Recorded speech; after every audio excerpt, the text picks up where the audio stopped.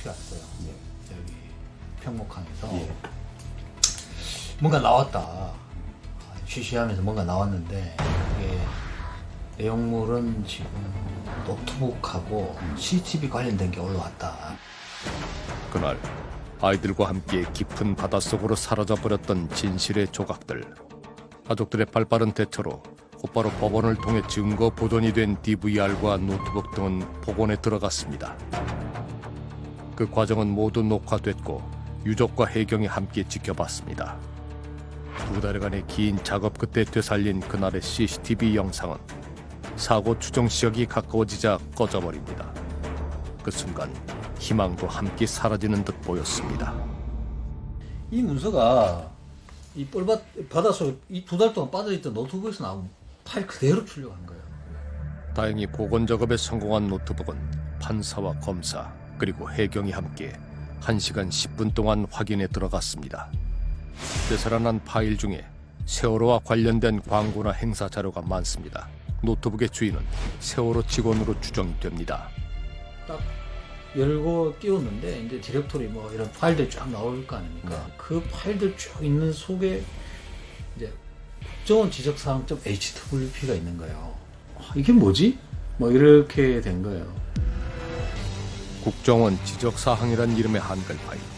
총 100개의 칸 중 한 칸만을 비운 채 빼곡이 채워져 있습니다. 세월호에서 발견된 이 문서는 과연 무엇을 말해주는 걸까? 이 정도 지적을 했으면 뭔가 국정원이 이 배 운영 전반을 관여했을 가능성이 상당히 높다. 국정원이 뭐 운항을 완전히 뭐 주도한 거 아니냐. 화장실의 화장지와 비누를 보충하고 직원들의 휴가 일정까지 지적한 걸 보면 국정원이 세월호 운항 전반에 깊이 관여한 것처럼 보인다는 겁니다. 사실 세월호와 국정원의 관계에 대한 의혹은 침몰 직후 불거졌습니다. 바로 세월호 운항 규정 항목에 첨부된 해상 사고 개통도 때문입니다. 알고 보니 세월호는 사고 시 국정원에 가장 먼저 보고해야 하는 배였습니다. 이른바 국가보호 선박이었던 겁니다. 국회에 제출한 1000톤급 이상의 운항관리 규정, 운항관리 규정은 다 공개돼 있거든요. 그래서 뭘 보면 없어요. 국정원의 해양 사고를 뭐 보고한 관내는 세월호 하나밖에 없어요. 그 세월호하고 쌍둥이 배라고 하는 오하마 나오는 해군 이함대에다가 보고하게 돼 있어요. 세월호에서 건져진 노트북 그리고 그 안에서 발견된 비밀 문서를 고심 끝에 세상에 알리기로 결심한 가족들. 국정원이 집식을 개입한 부분에 대해서 명확한 해명을 해주시기를 거듭 촉구합니다.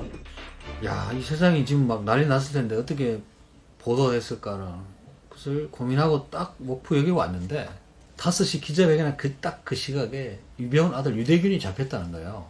또 압송하는 장면이 생방송되고 있는 거예요. 여러분 안녕하십니까. 경찰이 조금 전에 유병헌 씨 장남 유대균 씨를 검거했습니다.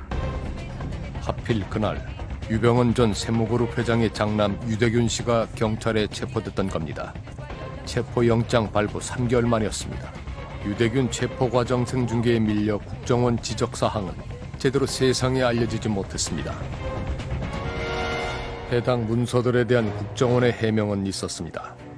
세월호가 국가보호 선박인 건 맞는데 해상사고보고 개통도에 자신들이 등장한 이유는 알지 못한다고 했습니다. 또한 국정원 지적사항 문서는 대테러 주무기관으로서 세월호를 보안 점검할 때 4가지 사항을 지적을 했는데 이를 세월호의 사무장이었던 양대홍 씨가 자신의 컴퓨터에 있던 기존 문서에 추가한 걸로 보인다고 했습니다. 이것만 우리가 한 거다, 4가지만 우리가 한 거다 이렇게 했는데 보안 점검했던 날짜보다 이 파일이 만들어진 날, 생성된 날짜가 더 전이고 그건 거짓말이잖아요. 문제는 문서의 작성 날짜. 국정원의 보안 검사는 3월 18일에서 20일 사이에 이루어졌지만 국정원 지적사항이라는 한글 문서는 그로부터 20여일 전인 2월 27일에 이미 작성된 것이기 때문입니다. 논란의 일자 국정원은 재차 해명했습니다. 보안 점검 전에 일종의 예비 조사를 했고 이때 작성된 문서 같다고 설명했지만 논란은 쉽게 사라지지 않았습니다. 국정원과 세월호는 정말 관련이 없을까? 세월호가 정식 취항하기 전부터 조리부에서 일해온 남자는 종종 배에 오르던 특별한 손님을 기억합니다. 조금 아무래도 저희가 되지 않을까 지금 제가 그렇습니다. 이 나라 그 국정원 얘기 그런 얘기가 또 민감이니까 잠시 주저하던 남자가 그 손님에 대한 얘기를 시작합니다. 좀 높으신 분이 온다고 좀 신경 좀 각별히 써달라고 그렇게 말씀하더라고요. 국가정보원? 그분들도 아마 그때 내가 탈미시 들은 것 같기도 하고 그러네요. 사무장의 특별 지시가 떨어질 때면은 세월호 조리부들은 몹시 바빠졌다고 합니다.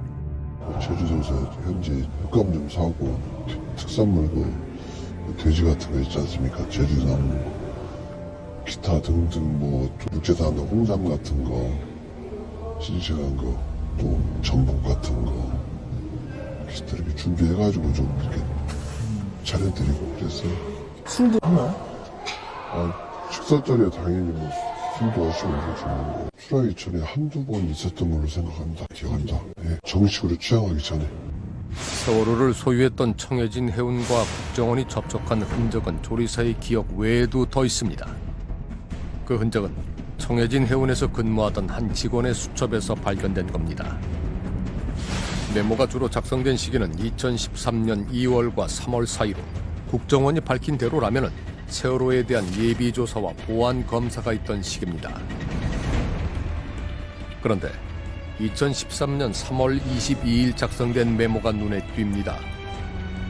국정원 직원과의 만남 뒤 적은 글귀, 세타의 경고는 대체 무슨 의미일까? 지금은 사라지고 없지만 세월호의 소유주였던 청해진 해운은 인천 연안부두의 자리에 있었습니다. 생각보다 국정원도 가까이에 있습니다. 국정원이라는 경우는 지금 현재 여기도 있어요. 여기 있어요. 여기도 따로 저 분실이 저기 마련이 돼 있어서 국정원. 예, 보통 205라 그래요. 205라는 얘기예요. 205. 그냥 그렇게 써요. 얘는 안 쓰고 직책도 그냥 뭐 이상 뭐 뒤에도 그냥. 약간 암호처럼. 그러지. 성함은 저도 있었는데 생각하세요. 네. 성함은 저도 모르겠어요. 실제로는 205호에 위치해 있지 않지만 암호처럼 그냥 205호로 불린다는 국정원 분실. 청해진 해운처럼 다른 회사들 역시 205호와 종종 만나온 걸까? 저희가 국정원에 연락하고 그러는 경우는 사실은 없어요. 저희는 관련 없어요. 국정원은 따로 보고 안 해요. 그 국정원에 따로 보고해야 되는 그런 선박이 또 있었어요? 세월호 말고? 가까이에 국정원이 존재하는 건 알지만 따로 신경 쓸 일은 없다고 합니다. 또한 선박 사고 시 국정원에 알려야 하는 의무에 대해 들어본 적도 없고 국가보호 선박이란 단어 역시 알지 못했습니다. 일명 연안부두 205호. 국정원은 정말 세월호를 특별 관리했던 걸까? 그들과 관련된 조금은 수상한 얘기가 아직 더 남아 있습니다.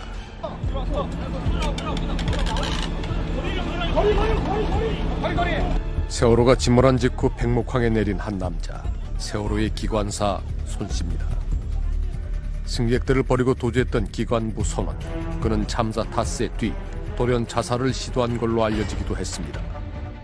그때 당시 현장에 있던 기자들이 해경 통해서 가서 그 현장을 살펴보고 그랬습니다. 기관사 손 씨는 자살 시도 전 의미심장한 흔적을 남겼습니다. 도주한 기관무 선원 중에 하나인 손이라는 사람이 자기 아내로 보이는 사람하고 한 카카오톡에 국정원 조사받고 있다 이렇게 표시를 하고, 그러니까 이거 뭐지? 세월호와 국정원 뭐지? 이런 의문점이 드는 거죠. 국정원 직원에게 오늘 또 조사를 받는다는 내용의 메시지를 아내로 보이는 인물에게 전송한 기관사. 세월호 침몰 당일부터 해경이 조사를 받기 시작한 그는 목포의 한 모텔에 머무는 중이었습니다. 21년간 배를 타오며 해경을 자주 접한 그가 경찰과 국정원을 혼동했을까? 심지어 그가 국정원 조사가 있다고 한 4월 17일에는 해경의 조사도 없었습니다. 해경은 16일과 20일 이틀간 선원들을 취조했습니다. 메시지를 보내고 4일 뒤 기관사 손 씨는 자살을 시도한 걸로 전해집니다. 그는 다음날 목포 해경에 의해 유치장에 구금 뒤 구속됐습니다. 최근에서야 세상에 알려진 기관사의 메시지. 그것은 세월호와 국정원의 특별한 관계를 말해주는 단서인 걸까? 여전히 세월호 참사를 두고 많은 의문과 깊은 의혹이 이어지고 있습니다. 그중 하나는 일명 연안부두 205호 국정원에 대한 것입니다. 세월호 참사 이후에 국정조사라든지 아니면 감사원 조사라든지 그런 각 수사기관에서 국정원 부분을 밝힌 것은 없고, 국정원이 먼저 이 해명을 내놓거나 이런 경우도 없죠. 어쨌든 간에 국정원과 세월호의 관계에 대해서는 의심을 하는 거는 당연하지 않아요. 지금 현재 상황으로는. 저는 뭐 국정원이 실수다 이렇게까지 얘기는 못하지만 하여튼 뭔가 세월호는 특별했다 라는 느낌은 들잖아요. 그거에 대해서 해명해야 할 책임은 국정원한테 있는 거죠. 세월호에서 탈출했던 기관부 선원의 자살 시도 사건은 당시 현지에서 취재를 하던 기자들에 의해 전해진 소식이었습니다. 해당 기자들에게 확인한 결과 대부분 경찰에게 사실을 확인했고 또 현장까지 본 뒤 기사를 작성한 이도 있었습니다. 그런데 어찌 된 일일까요? 2년이 지난 지금은 확인할 수 있는 게 아무것도 없습니다. 자살 시도를 해 실려갔다는 병원에서도 그에 대한 흔적을 찾을 수가 없었고 수사 기록에서도 전혀 단서를 얻지 못했습니다. 마치 누군가 그 흔적을 깨끗이 지워버린 듯 느껴질 정도입니다. 공교롭게도 문제의 선원은 국정원에 대한 단서를 남긴 인물입니다. 그 선원이 남긴 메시지를 보면은 참사 직후 국정원은 세월호 선원들을 경찰과 별도로 조사했던 걸로 추정해 볼 수가 있습니다. 그 이유는 대체 뭘까요? 국정원의 조사와 선원의 자살 시도는 과연 무관한 일일까요? 세월호에서 건져진 노트북에서 발견된 이 지적사항에 대해서 국정원은 숨진 양대용 사무장의 실수로 보인다고 답변을 했습니다. 사고 시 보고하는 개통도에 국정원이 등장하는 이유 역시 잘 알지 못한다는 게 현재까지 국정원이 밝힌 입장입니다. 지금까지 세월호 침몰에 대해 공식적인 조사, 그러니까 검경의 수사나 재판, 그리고 감사원의 감사한 내용에서는 국정원의 존재를 전혀 찾아볼 수가 없었습니다. 하지만 이렇듯 무시할 수 없는 근거들이 확인이 됐고 심지어 세월호 안에서 발견되기도 했습니다. 무엇보다 세월호와 전혀 특별한 관계가 아니라던 그들이 사고 직후 선원들에 대한 조사를 은밀하게 진행했던 점은 쉽게 납득이 가지 않는 부분입니다. 침몰 직후부터 끊임없이 제기되어 왔던 국정원과 세월호 연관설, 그 논란이 정면으로 제기된 현장이 최근 있었습니다. 바로 지난 3월 29일 서울시청에서 열린 세월호 청문회 자리였습니다.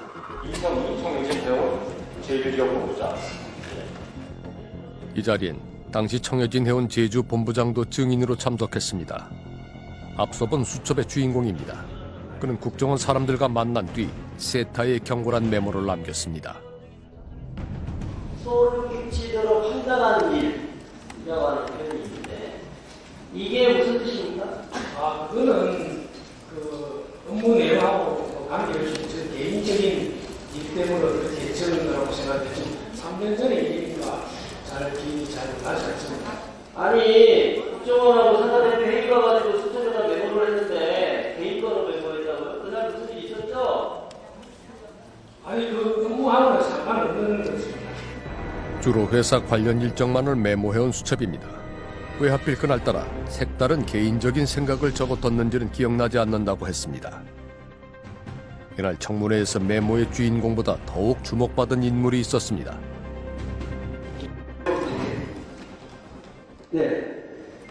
한간에 국정원이 세월호 주인 아니냐 이런 얘기가 있는데 직접 주인이든 아니든 혹시 국정원에서 선박 펀드라든가 이런저런 경로를 통해서 세월호에 돈이 들어오거나 그런 게 있는 건 아니에요?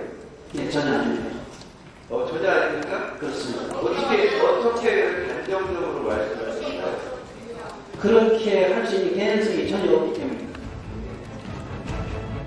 청해진 해운의 기획관리팀장 김 씨가 이 질문의 대상이 된 데에는 그럴 만한 이유가 있었습니다.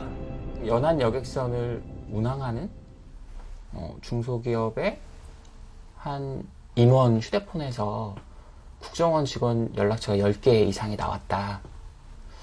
국회의원들이 요청을 해도 국정원 관계자들의 신상과 관련된 거는 거의 공개가 안 되잖아요. 평범한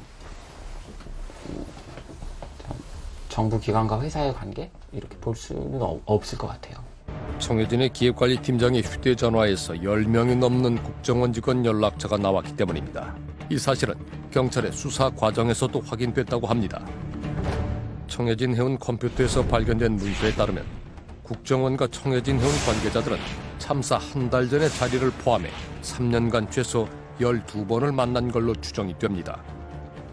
증인이 청해진 해운에서 국정원을 전담한 게 아니라고 그랬는데 국정원과 만나야 하는 자리에 자주 같이 했던 건 맞죠? 네, 같이는 자주 했습니다. 자기네들이 우리 밥을 자주 했습니다.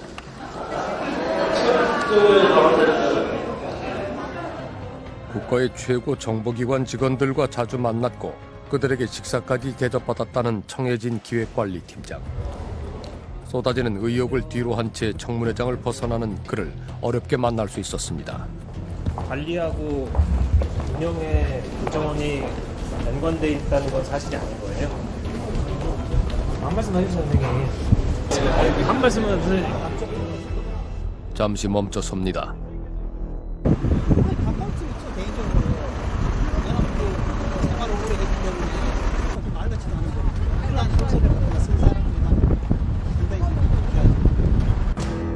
그의 말처럼 사람들이 품는 의혹은 근거 없는 상상에 불과한 걸까?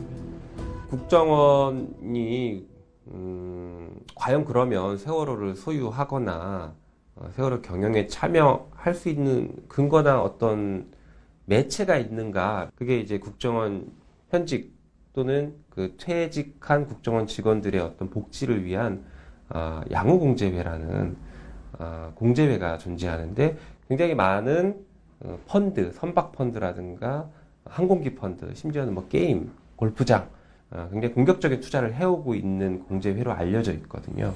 국정원 전 현직 직원들의 사조직으로 알려진 양우공제회. 대외적으로는 일종의 상조 모임처럼 알려져 있지만 다양한 수익 사업에 투자하고 있다고 합니다. 등기부에 공개된 자본금 30억보다 더 큰 액수의 투자를 해온 양우공제회. 양우공제회가 2009년경에 일본에서 운항하는 선박에 투자를 합니다. 그런데 공교롭게도 그 아리아케오 배는 불행히도 침몰을 합니다. 지난 2009년 11월 13일 일본 미에현 앞바다에서 침몰한 7,000톤 여객선 아리아케호. 세월호와 규모도 비슷하고 세월호처럼 한쪽으로 넘어지듯 침몰한 점도 같아 사고 초기 화제가 됐던 이 배에 양우공제회는 73억 원을 투자했다고 합니다. 그 이후에 양우공제회가 수많은 투자를 하는 과정에서 펀드에 투자를 하면서 손실을 많이 입었거든요.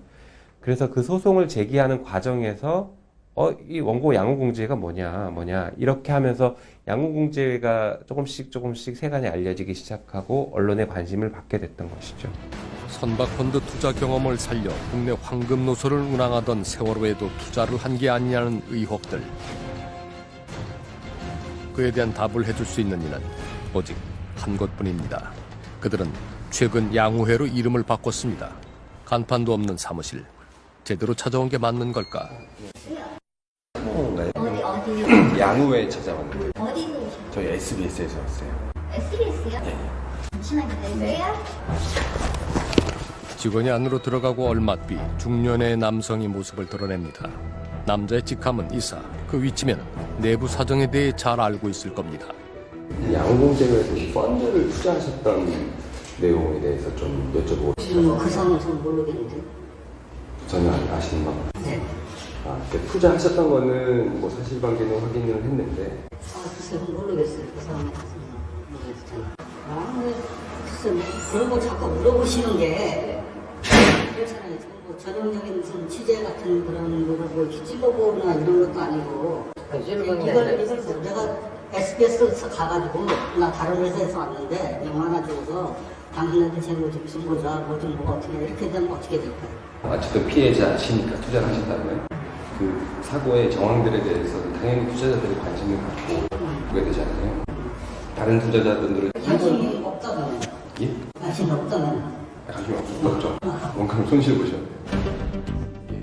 취재에 대해 불편한 심기를 드러내는 그에게 더 이상의 설명을 듣는 건 불가능해 보입니다. 어디에서도 속 시원한 답을 들을 수 없습니다. 그렇다고 이 의혹을 쉬 놔버릴 수도 없습니다. 뒤늦게 세상에 공개된 문서들은 국정원과 세월호의 관계가 일반적이지 않음을 분명히 말해주고 있습니다. 이런 문서들을 근거로 제기되고 있는 국정원의 세월호 소유설. 세월호의 취항식에 국정원 직원이 초대됐던 사실이 알려지면서 의혹은 더욱 짙어지고 있습니다. 연안부두 205호, 이 안에 청해진 현과 잦은 만남을 가졌던 국정원 직원이 있습니다. 7시간을 기다렸지만 문은 열리지 않았고 다음날 국정원 측으로부터 공문을 보내라는 연락을 받았습니다. 정식으로 인터뷰를 요청했지만 서면 답변을 원칙으로 한다는 국정원. 공문으로 질문지를 작성해 보냈지만 보안상 메일이나 팩스 전송이 불가능하다며 기존에 발표한 국정원의 입장을 참고하라는 답만 되돌아왔습니다. 세월호에 대한 몇 가지 의문들, 그것은 우리만의 것은 아닙니다. 사람들이 인터넷에 남긴 흔적을 분석한 결과는 그런 사실을 말해주고 있습니다. 지난 2년 동안 인터넷에 쌓인 빅데이터. 참사 초기 키워드는 생존자 구조에 대한 것입니다. 우리는 여전히 아이들을 구하지 못한 까닭을 스스로에게 또 대한민국에 묻고 있습니다. 이후 김영호 씨의 단식 투쟁과 특별법 통과 진통을 지나며 참사 초기와 달리 사안을 정치적으로 받아들이는 변화도 있었습니다. 분열과 갈등을 해결할 방법을 사람들은 궁금해했을 겁니다. 참사 일주기, 다시금 뜨거웠던 관심은 이후 상대적으로 낮아졌습니다. 잔잔한 파도 같은 그래프가 다시 치솟은 때는 올해 3월 말. 과연 무엇이 사람들 사이에서 화제였을까? 평소보다 3-4배 높은 언급량을 보인 그것은 바로 세월호와 국정원의 관계였습니다. 청문회 여파로 보이는데 이와 함께 등장한 단어는 지시, 세월호 승무원입니다. 사람들의 마음속에 새로이 추가된 의혹, 그것은 지난 3월 28일 이곳에서부터 시작된 겁니다. 이날 세월호 각판부 선원들이 증인으로 출석했습니다. 이들은 결코 답이 있을 수 없는 질문의 대상이기도 합니다. 어떻게 선원이 승객을 버릴 수 있을까? 세월호의 이상이 생기고 침몰할 때까지 101분의 시간이 있었습니다. 승객들을 모두 구하고도 남을 그 시간을 그냥 흘려보낸 뒤 자신들만 배에서 탈출한 가판부 선원들. 어떻게 하나같이 그리도 무책임할 수 있었을까? 사실 그런 어떤 의미만으로 대화도 없다고 말씀하셨죠. 네, 서로 의견 나눈 적 없었습니다. 회의 경우는 다 회의 거라고 생각했었고 나중에 확인했을 때는 탈출이 불가능합니다. 이날 또 한 명의 증인이 있었습니다.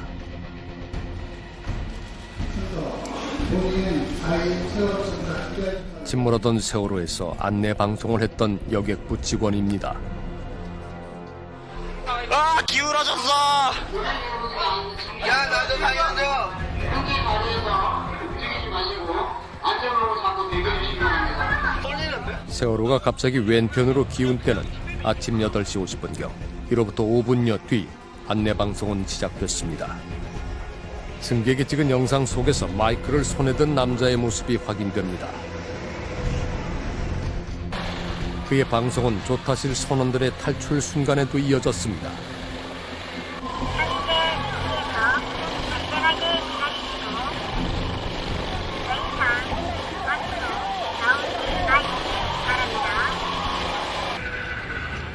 세월호에 승선한 여객부 직원 중 유일하게 생존한 그는 세월호가 침몰되기 직전 구조됐습니다. 사무장이 지민에게 성사의 지시가 왔다. 대기하는 성사의 지시를 받았다. 이렇게 전달받았다고 진술을 하셨는데요. 이게 진짜입니까? 예. 그렇게 전달받았습니다. 최소 12번 이상 이어지면서 아이들의 탈출 의지를 꺾어버렸던 안내방송. 마이크를 들었던 여객부 직원은 해경이 오기 전까지 승객들을 배 안에 대기시키라는 회사의 지시를 따랐던 거라고 털어놓았습니다. 회사의 지시가 있었다는 얘기를 한 번도 입 밖에 내지 않은 이유가 있나요? 같이 그 사고 현장에서요, 그 직원들의 희생이 누가 될까 싶어서 저는 그 말을 사용하지 못했습니다. 저는 진심으로 용서를 세월호에 탔던 여객부 직원 중 유일하게 생존한 승무원의 고백. 그날 세월호 위에 내려졌던 청해진 해운의 지시는 대체 누가 보내온 걸까?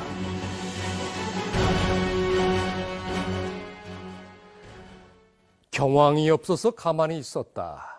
그렇게 침몰할지 몰랐다. 그동안 조타실에 모여있다가 탈출한 가판부 직원들은 내내 이런 주장을 해왔습니다. 물을 때마다 이해가 되지도 않고 들을 때마다 더욱 기가 막힌 변명들이었습니다. 이들 중엔 10년 넘게 배를 타온 선원도 많았습니다. 그 정도 경력이면은 세월호에 이상이 생긴 직후 문제가 심각하다는 걸 모를 리가 없을 겁니다. 그런데요, 여객부 직원의 증언처럼 해경이 올 때까지 승객들을 배 안에 대기시키라는 청해진 해운 측의 지시가 있었다면은 이 얘기는 달라집니다. 당시 그들이 조타실에서 1시간여를 가만히 있다가 마지막 순간 한꺼번에 탈출한 이유가 설명이 되기 때문입니다. 이들은 단체 행동을 한 듯 보입니다. 여객부 직원은 숨진 양대용 사무장이 2사람만 들어올 수 있는 비밀 무전을 통해 청해진 해운 측에 지시를 전달했다고 주장을 했습니다. 숨진 양 사무장은 회사의 지시를 한 사람하고만 공유했던 걸까요?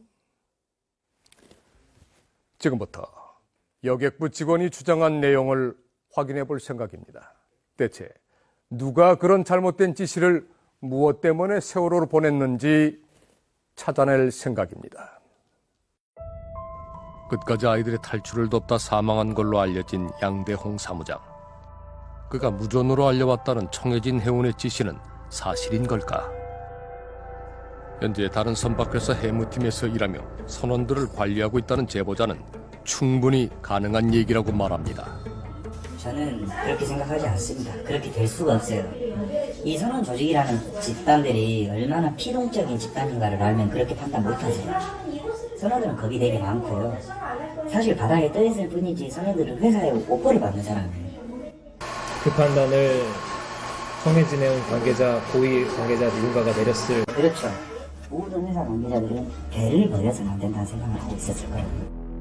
지시는 아마도 전화로 전달됐을 겁니다. 당시 청해진 관계자들의 통화 기록이 담긴 수사 기록을 입수할 수 있었습니다. 우리 반 아이들 잘 있겠지요? 현장에 있는 애들이 무척이나 걱정됩니다. 거기에 아이들이 남겨준 아프지만 소중한 그날의 흔적을 함께 대입해보면 양 사무장에게 잘못된 지시를 내린 주인공의 윤곽이 드러날 수 있을 겁니다. 그날 아침 식사를 마친 아이들은 이끌리듯 가판으로 향했습니다. 전날과는 사뭇 다른 날씨 때문이었습니다. 굉장히 날씨가 좋았어요. 전혀 뭐 굉장히 풀어놓고 쉽게 말해서 뭐 폭풍 전야처럼 굉장히 파도도 같은 경우도 보통 잔잔했었고 그냥 담배 하나 더 피려고 딱 한 순간에 갑자기 휙 배가 시청가 이제 뭐라 딱 커브 굉장히 확 들었더라고요.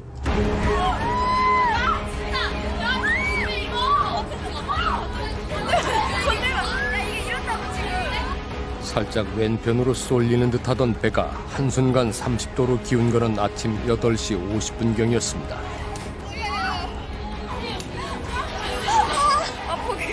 비울고 계속 돌았죠. 엔진이 계속 돌고 있었어요. 근데 어느 순간 어느 정도 돌다 보니까 엔진이 꺼지더라고요. 양대용 사무장과 청해진 해운 관계자와의 통화는 오전 9시 3분부터 시작이 됩니다. 배에 이상이 생기고 13분이 흐른 뒤입니다. 첫 통화는 직속 상관인 여객 영업팀 팀장의 전화.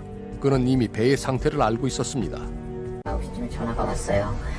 이제 전화를 받았는데 첫 마디가 배가 기울어요. 그래.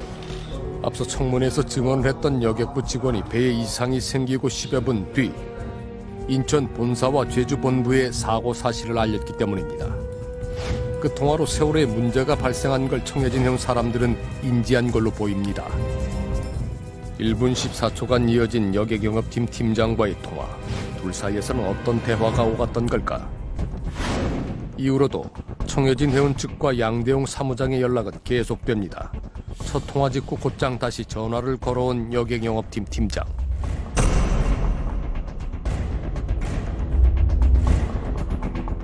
비슷한 시기 세타의 경고란 메모의 주인공인 청해진 해운 제주 본부장도 양 사무장에게 연락을 시도합니다. 통화 시간은 8초와 2초로 매우 짧은데 통화 연결이 안 되고 음성 녹음으로 넘어간 경우도 이렇게 통화 시간으로 표시되기도 합니다. 한동안의 배의 기울기는 더 이상 악화되지 않는 듯 보였습니다. 아이들은 불안한 마음을 달래며 어른들의 판단을 기다리고 있었을 겁니다. 오전 9시 6분경 제주 본부장이 다시 양 사무장에게 전화를 걸지만 통화는 이루어지지 않은 듯합니다. 그 시각 양대용 사무장은 여객영업팀 팀장과 또다시 통화 중이었습니다. 이번에는 양 사무장이 먼저 전화를 걸었고 1분 23초간 대화가 이어졌습니다. 현재까지 양 사무장의 직속 상관인 그가 가장 유력해 보입니다. 수차례 연락을 시도했지만 여객영업팀 팀장으로부터 직접 답을 들을 수는 없었습니다. 비밀 무전을 통해 양 사무장으로부터 회사의 지시를 전달받았다는 여객부 직원. 무전으로 대화를 한 시각이 오전 9시 26분경이라고 했습니다. 그러니까 그 시각 이전에 한 통화 속에 답이 있는 겁니다. 계속해서 꼼꼼히 따져봐야겠습니다. 세월호에 이상이 생긴 뒤부터 무전으로 선내 지시를 전한 9시 26분 사이 양 사무장은 3명의 인물과 8번의 통화를 합니다. 앞서 본 2명의 인물 외에 한 사람이 더 있는데 바로 청해진 해운의 해무이사 안 씨입니다. 양 사무장이 먼저 전화를 걸어 1분 18초간 대화를 나눴습니다. 일반인에게는 낯선 직책인 해무이사. 해운회사의 해무팀은 주로 선박의 안전 상태를 점검하고 배의 운항과 선원들을 관리하는 부서입니다. 그리고 그 총책임자가 바로 해무이사입니다. 그 지하철 안에 출장하면서 지하철 안에 있어가지고 그 생각은 못하고 저 보좌에 대한 것만 집중적으로 보는 것 같습니다. 청해진 해운의 해무이사 안 씨는 세월호와 매우 인연이 깊은 인물입니다. 일본에 배였던 세월호를 국내로 들여왔고 또 증개축을 진행한 이가 그이기 때문입니다.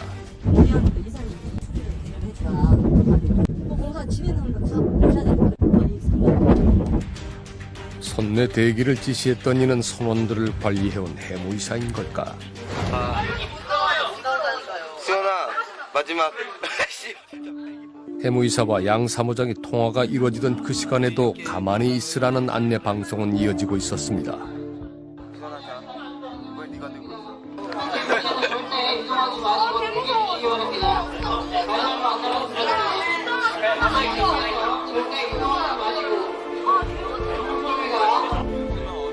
배 이상이 생긴 지 20분, 119와 112 그리고 해경의 승객들의 신고가 이어지고 있던 그 시각 양대용 사무장도 전화기를 들고 있었습니다. 앞서 제주 본부장에게 전화를 걸기 위해서였습니다. 국정원과의 만남 뒤 세타의 경고란 메모를 남겼던 제주 본부장. 어찌됐든 싶어서 선장한테 전화도 통화 안 되고 이래가지고 사무장한테 전화해보자 해가지고 했는데 해경배 기다린다. 지금 바쁘다 하고 끊는 거요. 우리가 내가 뭐 그런데 9시 10분 통화 당시 양 사무장은 10분 뒤 해경이 도착한다는 말을 했다고 합니다. 이상합니다.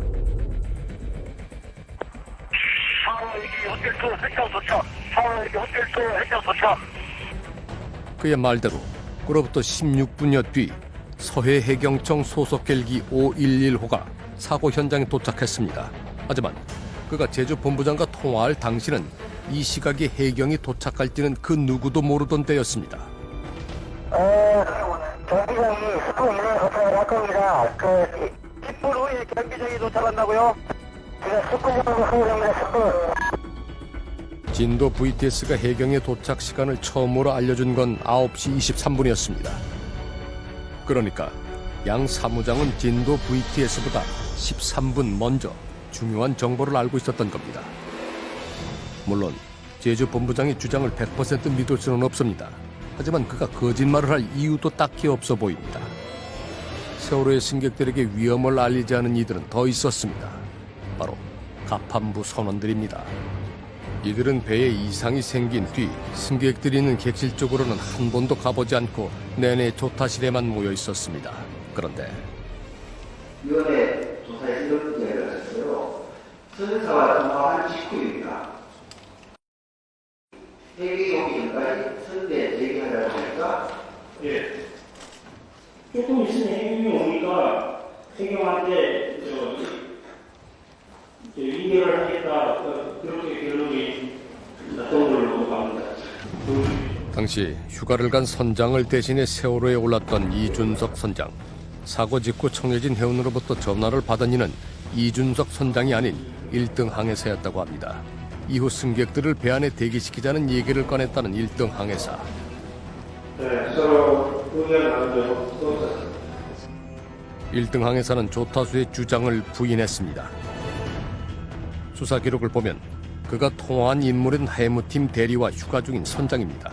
그런데 이들은 1등 항해사와 통화하기 전 한 인물과 먼저 전화를 했습니다. 바로 해무이사 안씨입니다. 숨진 양 사무장과 조타실의 1등 항해사, 그들의 통화 흐름 속에서 공통적으로 등장하는 인물, 해무이사가 잘못된 명령을 내린 주인공인 걸까? 미공개됐던 세월호의 마지막 교신을 들어보면 조타실의 선원들은 매우 당황한 걸로 보입니다. 도착한 해경의 배를 본 뒤입니다. 세월호 해운제주 감도있습니까? 네, 생각합니다. 현재 해경 경비정 도착했나요? 네, 경비정 40사 도착했습니다. 지금 승객이 지금 450명이라서 지금 경비정 이거 한턴으로는 부족할 것 같고 추가적으로 계속 그 구조를 하러 와야 될 것 같습니다. 예, 잘 알았습니다. 그 현재 더 이상 선체가 기울지는 않고 있죠? 구조할 해경의 숫자도 또 구조된 뒤 오를 배의 크기도 너무 작다는 걸 본 선원들이 그 순간 내팽개친 건 승객들의 목숨뿐만이 아니라 해경이 올 때까지 선내에 대기하라는 누군가의 명령일지 모릅니다. 이미 세월호는 55도 가까이 기울었습니다. 3층 난간으로 바닷물이 쏟아져 들어오기 시작한 이때 양 사무장 역시 알아챘을 겁니다. 승객들을 구할 수 있었던 소중한 시간을 잘못된 명령으로 인해 놓쳐버렸다는 것. 그 다음 순간 그는 무엇을 했을까? 9시 42분 그는 통화 버튼을 눌렀습니다. 단 1초의 발신 기록. 해무이사 안씨를 향한 전화였습니다. 명령을 더는 따를 수 없을 것 같다는 이야기를 전하기 위해서였을까?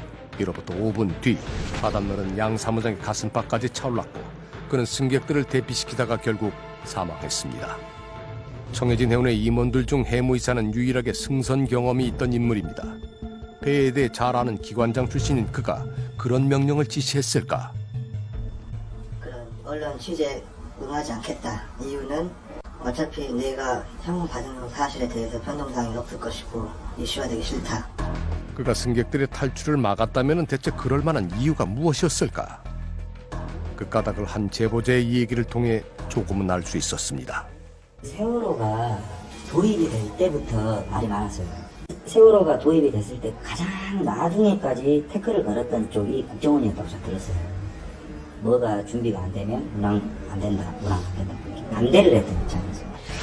세월호의 구입과 증개축에 든 돈만 130억 원 가까이 됩니다. 그런데 인허가가 늦어지면서 세월호 도입과 증개축을 주도적으로 했던 해무이사가 난처해졌다는 겁니다. 가버리라 표현이 적절한지는 잘 모르겠지만 선생님 아시다시피 대한민국 정부 기관 중에 가만히 데가 어디 있어요. 제보자의 얘기를 듣고 다시 들여다본 청해진 해운 관계자의 메모는 이전보다 조금은 더 이해가 되는 듯합니다. 어떤 이유에선가 국정원이 세월호의 정식 취항을 막았던 걸로 추정해 볼 수 있습니다. 어렵게 만난 청해진 해운의 전 직원이 우리에게 그 이유를 들려줬습니다. 내가 인천항으로 이제 2월달에 들어오는데 바로 들어와서 취항을 하려고 이제 항만공사에 하청을 받아서 터미널 관리를 하는 주체가 있잖아요. 거기에 이제 인사를 갔어요. 얘기를 하니까 그 사람이 팀장이 이거 국정원에서 아마 되면은 보안 점검하고 하는 배인데 그건 다 통과됐어요? 하고 물어보는 거예요, 저희한테. 규정을 몰라 뒤늦게 국정원의 세월호 도입을 보고한 것이 문제의 시작이었다고 합니다. 싸움을 하죠. 우리한테는 들어온다고 통보해?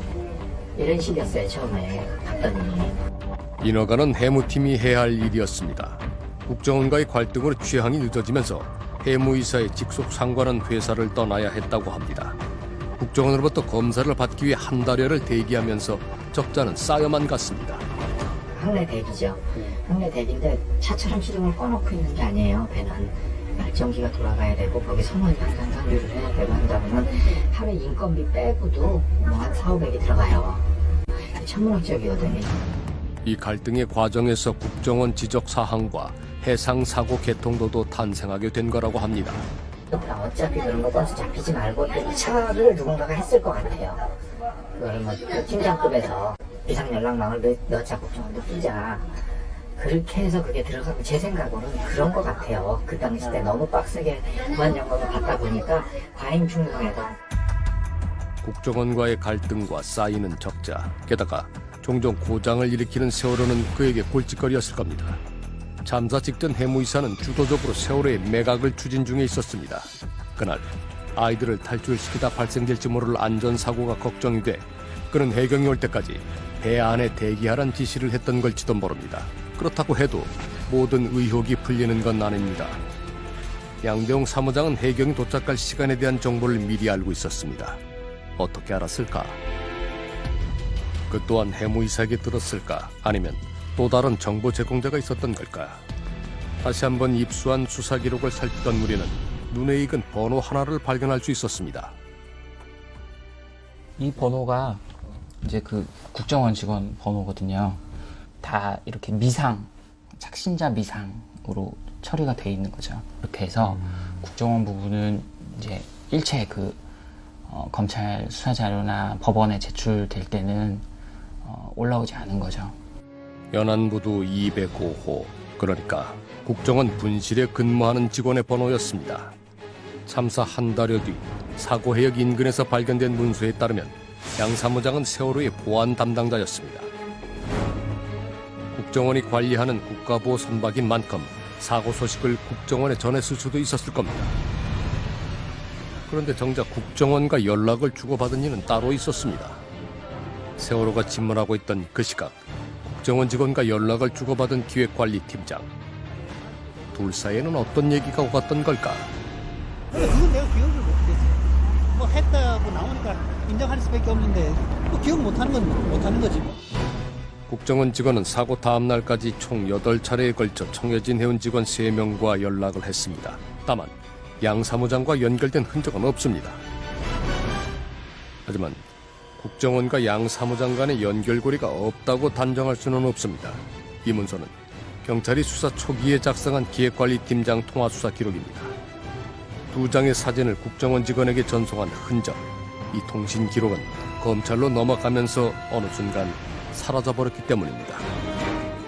원소스는 처음에 그 초동 수사할 때 했겠죠. 근데 그 초동 수사를 해경에서 했으니까 완전히 그걸 그 누더기로 한 거죠. 그리고 이제 그 원본 파일을 안 내놓고 있는 거죠.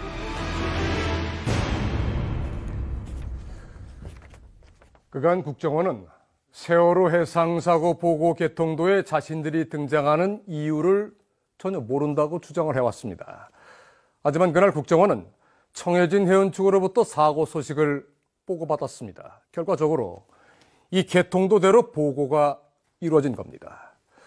국정원 직원이 사고에 대해 전해들은 건 공식적으로 오전 9시 33분.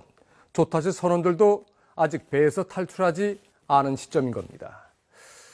그때 국정원 직원은 그냥 보고만 받았는지 아니면 청해진 해운 측에 어떠한 지시를 내렸던 건지는 현재까지 제대로 확인되지는 않고 있습니다. 취재 결과 숨진 양대용 사무장에게 선내 대기를 처음 명령한 이는 해무이사 안씨일 가능성이 높습니다. 배에 문제가 생긴 걸 조용히 해결하기 위해 또 문제냐는 핀잔을 회사로부터 듣기 싫어 잘못된 판단을 했던 걸 수도 있을 겁니다. 하지만 여전히 의혹은 남습니다. 양 사무장이 어떻게 해경이 도착할 시간에 대한 정보를 누구보다 빨리 알았는지는 도무지 설명되지 않기 때문입니다. 비어있는 이 퍼즐의 답은 과연 누가 쥐고 있을까요? 그날 세월호에는 2번의 골든타임이 있었습니다. 그 소중한 기회는 처음 선원들 손에 쥐어져 있었지만 해경이 도착한 뒤로는 해경에게 쥐어져 있었습니다. 하지만 현장에 출동한 해경들의 행동은 지금까지도 이해가 되질 않습니다. 마치 조타실에 있던 선원들만을 구하러 온 것처럼 보이기까지 한 해경들. 거기엔 숨겨진 이유가 있었습니다. 침몰 도중 도착한 유일한 해경 함정 123정. 그들의 구조는 너무나 소극적이었습니다. 123정이 세월호의 저반에 승계 구조를 한 건 단 9분. 헬기를 타고 온 항공 구조사 3명 역시 소극적인 건 마찬가지였습니다. 그들은 배 안으로 들어가려 하지 않았고 심지어 어업지도선의 구조 작업에 방해가 됩니다.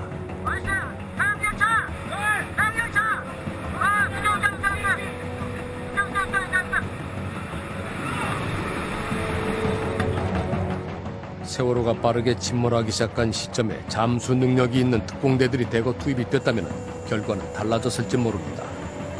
특공대에 대한 몇 가지 패스가 있는데 소방헬기 보면 특공대 투입하려고 하나 봅니다 라고 하잖아요. 그게 이제 소방헬기가 헬기들끼리 하는 교신을 듣고 보고하는 거거든요. 실제 해경 수뇌부들이 함께한 일종의 단체 문자방에서도 특공대 출동이 언급돼 있습니다. 하지만 그들은 필요할 때 나타나지 않았습니다. 그날 지각 출동을 한 특공대, 알고 보니 그 이유가 기가 막힙니다.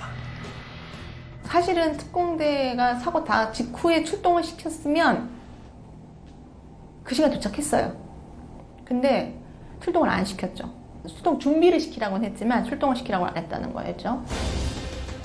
특공대 대장은 오전 9시 36분경 상황실에서 세월호 영상을 본 뒤 자체적으로 출동을 결정했다고 합니다. 그 특공대장은 그렇게 표현을 해요. 그럼 진술을 했어요. 자기는 그 영상을 보고 심각하구나 생각했다. 오전 9시 36분이면 사고 현장에는 헬기 2대와 123정만이 있었습니다. 구조가 시급한 현장에서 영상을 보내온 것은 어느 쪽일까? 아마도 123정 쪽인 듯합니다. 자, 화면 하나 좀 띄워주시죠. 세월호 참사가 있던 그날 123정장이 휴대전화 통화 내역입니다. 한창 구조 중일 때 데이터를 사용한 정장. 4월 16일 9시 36분. 36분은 어느 때인지 아시죠? 36분 막 도착해가지고요. 뭐 고무단정 내리고 네. 막 이제 구조하러 가고 그럴 때죠? 네, 그때. 네, 뭐 그 사진 찍어서 보낸 거 아니었어요? 아닙니다. 절대 일 없습니다. 네, 48분이면 선원들을 막 구조했을 때예요. 그죠? 네, 그때 사진 찍어서 보냈던 거 아니에요? 저는 사진 하나도 안 찍었습니다. 찍은 것 없습니다. 전혀 기억이 나지 않는다는 123정장. 하지만 그의 말과 달리 그의 휴대전화에서는 총 6장의 사진이 발견됐습니다. 현장에 도착한 직후 기울어진 세월호의 모습과 구조 중인 장면을 사진으로 담았습니다. 이때만이라도 퇴선 방송을 했다면 승객 모두가 살 수 있었을 겁니다. 도무지 납득이 되지 않는 123정장의 행동. 세월호 관련 기록을 2년여간 추적해온 기자는 이 음성 파일을 들은 뒤 그의 행동을 조금 이해했다고 말합니다. 대체 어떤 내용이 담겨 있는 걸까? 사고 당일 해경 본청 상황실과 청와대가 핫라인을 통해 나눈 대화가 녹음된 파일입니다. 예예. 인도에서도 열심히 전화를 하고 들었습니까? 예예. 지금 상황 파악 중입니다 지금. 청와대가 세월호의 사고를 인지한 건 오전 9시 14분 한 뉴스 채널의 속보를 통해서입니다. 어디 카메라 나오는 건 없죠? 네, 아직 없습니다. 예. 사고 현장의 영상을 원합니다. 현장이 잘 상상되지 않아서로 보입니다. 2분 뒤 핫라인이 다시 울립니다. 네, 이름 세월호요, 세월호. 어디다 택장. 예. 예, 세월. 예. 아, 세월호. 어디서 어디 가는 거예요? 네, 출발 시간이 2차 예정 시간이요? 네. 시는 어떻게죠? 네, 지금 배 상황입니다. 지금 전기가 통제됐고요. 그 사이 세월호에서는 정전이 일어났습니다. 마지막으로 제 라임을 한번 뽐내야겠습니다. 오, 왜 미친? 지금 뭡니까? 뭡니까? 990 소리 뭡니까? 나 울고 싶습니다. 화작했던 화물들이 한쪽으로 무너지며 급격히 바닷물이 쏟아져 들어옵니다. 지독히도 무섭던 이 순간을 해경 도착했어.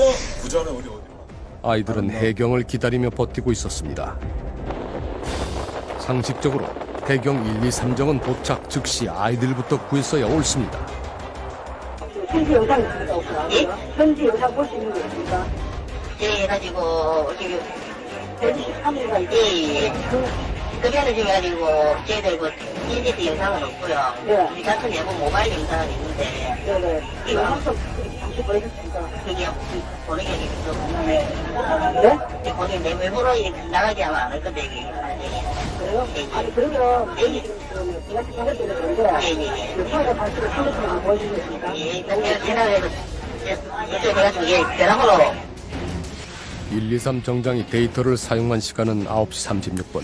이후 이어진 청와대와의 통화 내용을 들어보면 그들이 뭔가를 보며 대화를 나누고 있음을 추정해 볼 수 있습니다. 현지 두개 보내는 것 같고. 네, 지금 123정 지금 현재 도착했습니다. 123정 몇 톤입니까? 예, 100톤급입니다. 100톤급 하나. 예, 예.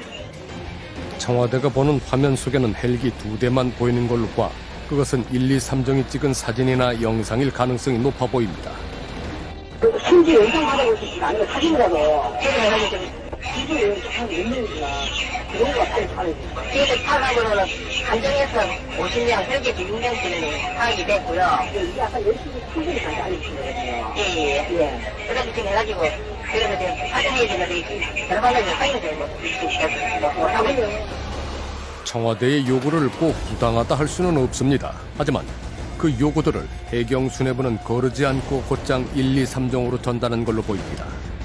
목도시장입니다. 목도시장인데요. 예. 그 비디오 컨feren스 안 되나요, 현장 그 화면 못 보나요? 예? 현장 화면 못 보나요? 잘 안 들립니다. 현장 화면 볼 수 없나고요? 아, 지금 123정이 지금 ENG 카드를 넣는 상태에서 5명을 지금 50명을 구조를 해가지고 서구타운 쪽으로 가다 보니까 지금 정황이 없다고 연락이 안 됩니다, 지금. 그래요? 예. 아니, 아까 123명이 사진 올라온 거 누가 봤나? P123, P123 현재 그 구조 상황을 실시간으로 계속 보고 계시 바랍니다. 여기 지금 봐봐. 현재 구조 인원 정확히 바랍니다.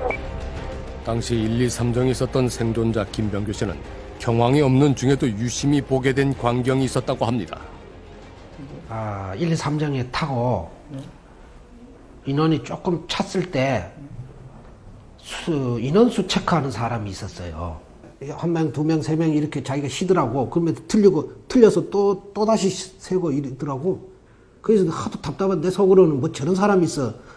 내 속으로는. 예. 막 침몰하는 배에서 몇 명이 구조됐는지를 해경 수뇌부가 자꾸만 지휘부가 세라고 하니까 구조는 안 하고 구조된 사람들만 세는 거예요. 13명이 있었잖아요. 13명이. 근데 실제적으로 구조에 나선 사람은 2명인 거예요. 2명이 그 구명 보트를 타고 왔다 갔다 하면서 구조를 한 거, 그 사람들 끌어올리는 일만 이쪽에서는 한 거죠. 오전 10시 14분, 어느새 90도로 기울었습니다. 곧 전복이 될 위기에 놓인 세월호 곁을 끝까지 지키며 승객들을 구하는 건 어선과 어업 지도선들이었습니다.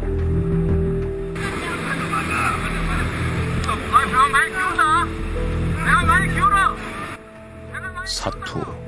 말 그대로 목숨을 건 싸움이었고 현장은 전쟁터보다 더 참혹했습니다. 그 시각 대사장인가? 수신 나옵니까? 예? 수신 한 36에다 출발해버리네. 예. 전화는 8초 만에 다시 걸려옵니다.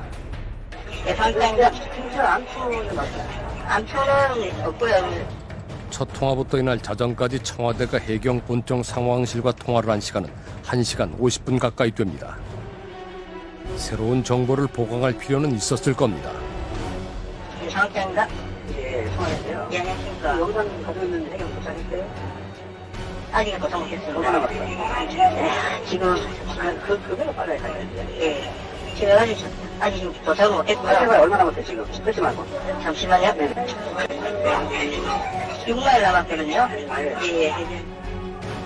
수많은 통화에도 불구하고 세월호가 처한 상황은 제대로 전달되지 않은 듯 보입니다.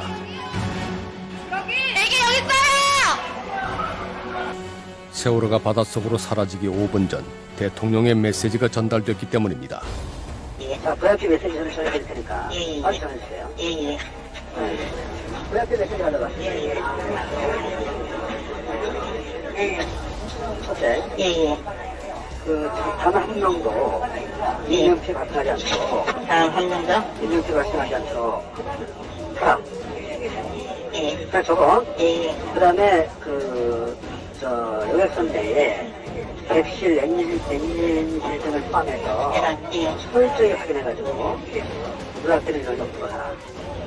그 두 가지 말씀하셨으니까 일단 소장님한테 메모를 빨리 줘드리고 그다음에 업데이트 추가할 거 있어요? 왜 자꾸 이걸 필요? 누락이면 안 되고 가장 중요한 게 인원 파악이니까 구조 인원 파악이니까 인원 파악을 좀 잘해야 돼요. 알겠습니다. 오케이, 그 다음에 영상 시스템 몇 분 남았어요? 거의 한 10분 정도 도착할 것 같습니다. 10분 이내에 도착할 것 같습니다. 그거 지시해가지고 가는 데로 영상 바로 찍어 왔어요. 그거부터 따라가고요. 대형사고를 처음 맞닥뜨린 거 아닙니까? 또 그 시간에 계속 무슨 복원을 하라고 정장이 책임자니까 복원하라고 들어올 거 아닙니까? 그러니까 많은 혼동 속에서 제가 생각하기에는 최선을 다한 구조이지 않을까 생각합니다. 구조된 인원의 숫자를 줄어 묻던 청와대 측이 처음으로 나머지 승객에 대해 질문한 것은 오전 10시 52분이었습니다. 네, 지금 거기 병원 지어졌는데 탑승이 되지 않습니까? 탑승이 되죠? 네네. 지금 대부분 설치 안 있는 거로 좀. 예? 언제 지어졌어요? 지금 선수만 보냅니다, 선수만. 네네. 예.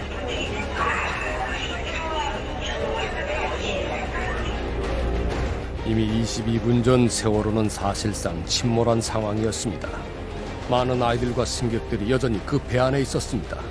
잠수를 통한 구조가 시급한 때였습니다. 어떻게 5분 뒤에 공고 올라가야 되는데 이런 정리 한번 해주십시오. 이런 정리요? 166분이라고요? 예예. 그 오다가 현장적으로 큰일 났네 이거. 아이씨 이거 보약까지 보다 끝났네. 해경함하고 해경정 부분 좀 해경함하고 해경정요? 예, 무슨 해경인데 네, 함하고 정하고 잠시만요. 우리는 모두 한마음으로 기도했습니다. 기적에 대한 사람들의 바람은 과학적 생존 한계 시간을 넘어서까지 간절하게 이어졌습니다. 사람들은 사고 3일째가 돼서야 참담한 현실을 받아들이기 시작했습니다. 4월 16일 밤 12시경 누구도 쉽게 포기하지 않았던 그때 지금 그 유족들이 하도 그 통화를 하기 때문에 제가 지금 그 정조 전에 한번 좀 시도를 하려고 하는 거 있는 거예요 지금요. 유가족들 지금 많이 있죠? 예예. 그 현진은 나이를 추측한 거죠? 예, 18분에 추측했다고 지금 장충부감에서 보고받았습니다. 이게 지금 다 보고가 됐고 언론도 지금 하는 걸로 알고 있으니까. 그래가지고 이제 이 정조 시작 그때 갈 수밖에 없는 상황이니까. 그럼 하여튼 시간이 걸리더라도 저희도 예. 하지만 그 시각 가족들은 희망의 끈을 놓지 않고 있었습니다. 얘들아! 보고 싶다! 다시 나와라! 정말 미안해!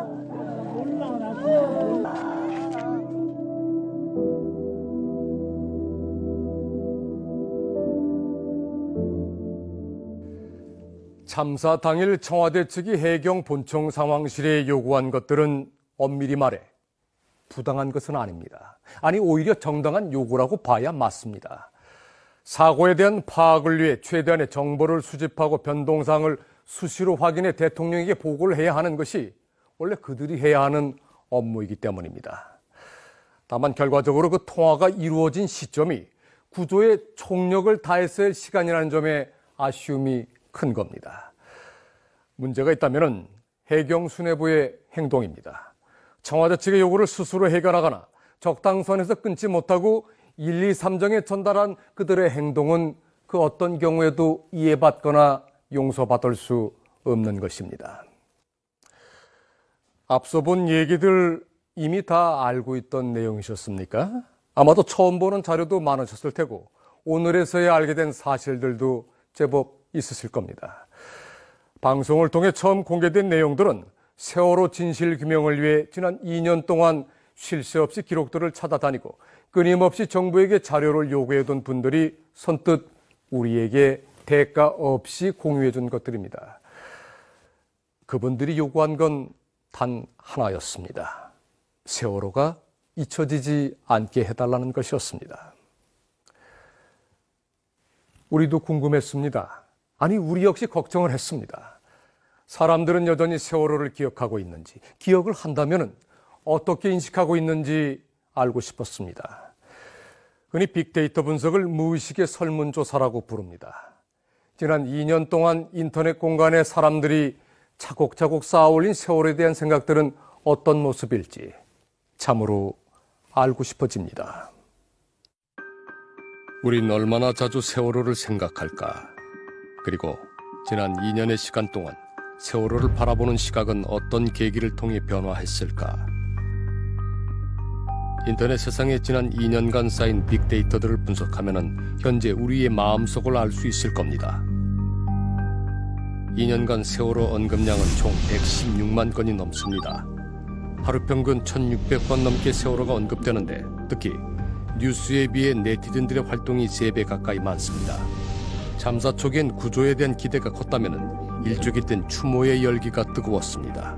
2주기에 가까워지면서 큰 변화가 보이는데 바로 안전이란 키워드가 등장한 겁니다. 사람들은 궁금할지 모릅니다. 다시 세월호가 침몰한다면 이제는 그 결과가 2년 전과는 다를 수 있을지 알고 싶을 겁니다. 세월호가 다시 침몰한다면 어떻게 우리는 국민들은 구조가 될 수 있을까요? 저희들도 많이 준비를 했고 그동안 조직 인력, 장비, 훈련 끊임없이 해왔고 그래서 고심 끝에 해경을 해체하기로 결론을 내렸습니다. 세월호 참사를 기점으로 신설된 국민안전처. 이전과 달리 재난을 예방하는 부분과 재난 현장에서 구조하는 분야를 뚜렷이 구분, 각자의 기능을 더욱 강화했다고 합니다. 특히 구조 부분에서는 세월호 참사 당시 필요성이 언급된 전문 구조 인력을 늘렸다고 합니다.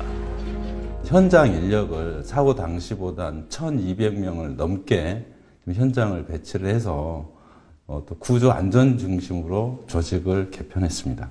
또 작년에 이제 중앙해양 특수구조대원들을 해군 그 해난구조대 SS에 보내서 심해 잠수 과정이 다 수료를 했습니다. 그래서 세월호가 침몰한 뒤 해경이 가장 많은 비판을 받은 부분 중에 하나가 수중구조 인력의 부족이었습니다. 사고 초기 제대로 입수조차 하지 못했고 이후 수색과 시신 수습 역시 대부분 민간 잠수사들의 도움을 받았습니다.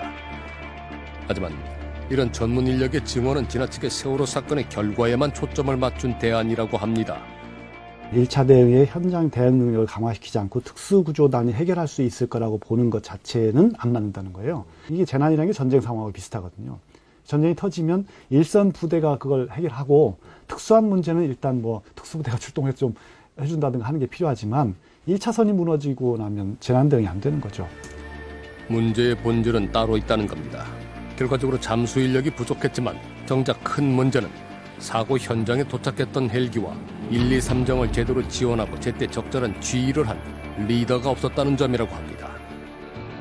명령을 내려야 했던 해경 지휘부가 얼마나 무책임했었는지 우리는 익히 알고 있습니다.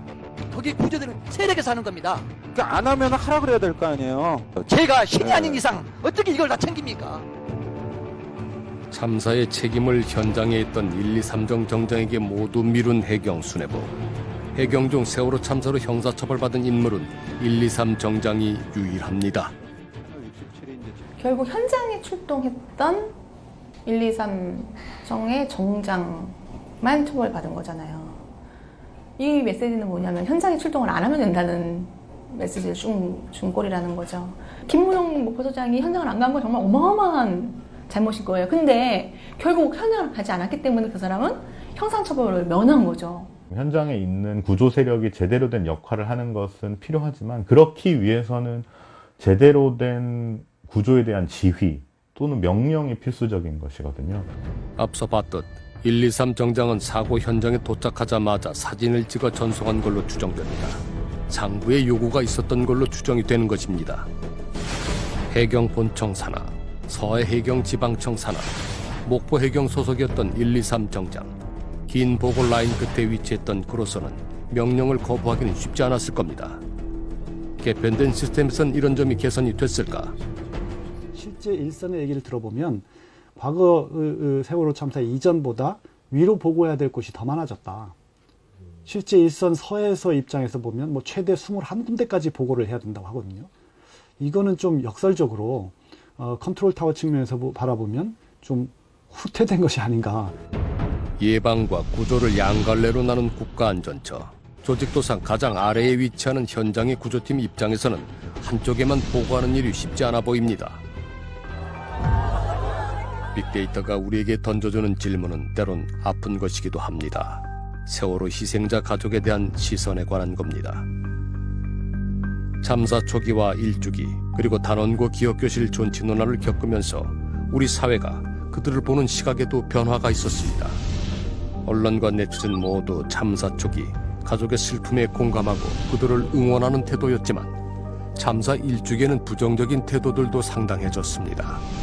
가족들에게 돌아갈 보상금과 세월호 선체 인양에 들 비용 때문에 불만을 표시한 것으로 해석이 됩니다. 기억교실 존치 논란으로 시끄러웠던 올해 초 더욱 싸늘해진 반응들도 발견이 됩니다. 세월호 희생자 가족들에 대한 사람들의 태도가 일부 변화한 데에는 언론의 영향이 컸던 걸로 보입니다. 보상금 액수를 강조해 보도하거나 가족과 정부의 대립을 강조하기도 합니다. 피해자들을 교묘하게 편가르기 하는 기사들도 있습니다. 하지만 조금만 귀 기울이고 눈여겨보면 가족들이 원하는 것이 보상금이 아니란 걸 알 수 있습니다. 참 많이 망설였습니다. 이 사진을 공개해야 될지 말지를요. 가족분들 중에서도 자기 자식을 안 보신 분도 있습니다. 한번 보시고 제 가족들의 한, 우리 애들 왜 그렇게 그 추운 바다에서 갈 수밖에 없었는지 꼭 진실 규명해 주십시오. 아들의 시신 사진을 공개한 정성욱 씨. 한 장의 사진이 100마디 말을 대신해 아버지의 간절함을 전해주고 있습니다. 끝까지 진실 규명 부탁드리겠습니다. 가족들이 원하는 것은 모두가 함께 포기하지 않는 겁니다. 다행히 아이는 아빠의 품으로 돌아와 줬습니다. 하지만 정성욱 씨는 요즘도 틈만 나면은 아들을 떠나보낸 바다로 향합니다. 바로 세월호가 가라앉아 있는 사고 해역을 찾는 겁니다. 선체 인양 작업이 얼마나 진행이 됐는지 직접 눈으로 보기 위해서입니다. 진행 사항이 쉽게 공유되지 않기 때문입니다.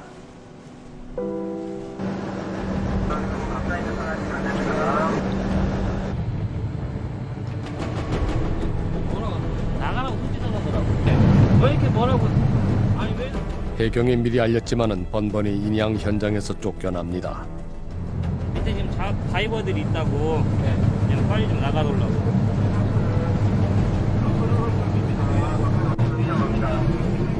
아이를 찾은 가족들에게도 인양 현장은 매우 중요한 곳입니다. 들어갔는지 안 들어갔는지 알 수가 없거든요. 인양 현장이 중요한 것은 제 지금 세월호에 진실이 있기 때문에 미수습자도 좀 계시고, 그다음에 그것보다는 더 하나 더 중요한 게 사고가 나는 원인이 지금 세월호 안에 있다 보니까 인양을. 정부는 세월호 인양 작업을 비공개로 진행해 왔습니다. 누구보다 인양 현장이 궁금한 이들은 희생자 가족들입니다. 어떻게든 그곳을 지켜보기 위해 사고 해역 인근 섬에 머물고 있는 가족들. 이 길은 1년 4개월간 이어진 발걸음들이 모아져 만들어진 것입니다. 인양 현장을 지켜보다가 뭔가를 발견한 모양입니다. 1m 이상 되는 구멍을 30개 이상 뚫어놨어요. 저걸 어떻게 할 거예요? 부력제를 단다고. 집안들도 다 뜯고 있어 지금 뼈를. 매일매일 인양 작업을 기록하는 것은 진상규명에 조금이라도 보탬이 되기 위해서입니다. 실종자 가족뿐만이 아니라 희생자 가족에게도 세월호의 인양은 매우 중요한 일입니다. 수많은 증거들을 가지고 있잖아요. 물론 지금 수많이 칼을 대고 불을 대고 해서 끊어놓고 있지만 그 확인해야 되잖아요. 그래서 그 확인 안 하고 그냥 세월호 사건이 있었다, 역사 속에 그런 사건이 있었다라고 해서 끝낼 수는 없잖아요. 그거는 책임지지 못하는 사람들이야. 책임지지 못하는 사람들.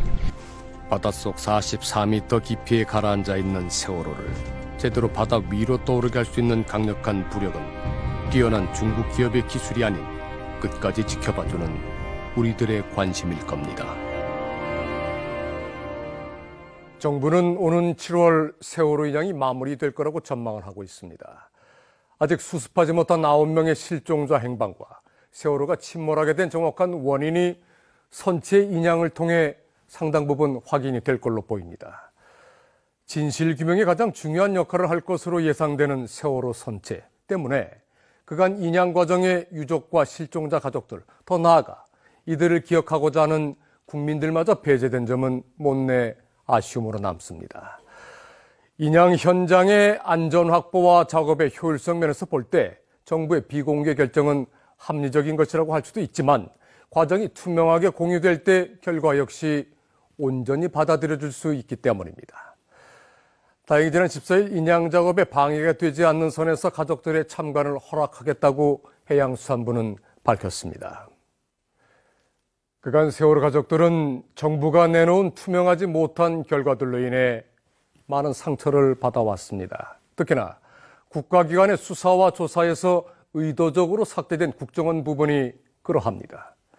그 어떤 의혹에도 자유롭고 해명해야 할 의무